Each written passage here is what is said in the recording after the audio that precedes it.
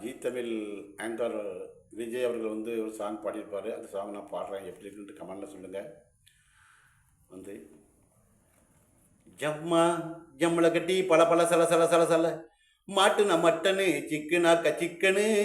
Chicco ஆயிட்டுனா டெப்ப வை டக்குன்னு அதருண்டா பதருண்டா சண்டை வந்தா செதருண்டா எல்போ சாட்டி வச்சா பாடி உனக்கு அதருண்டா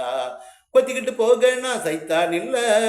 உன்னை பார்த்து பயப்படனா அல்கார் இல்ல குமார் இல்ல சத்த வந்தா கொத்து போறட்டா பிள்ளைங்கள துண்ண நானும் கூட்டி வரட்டா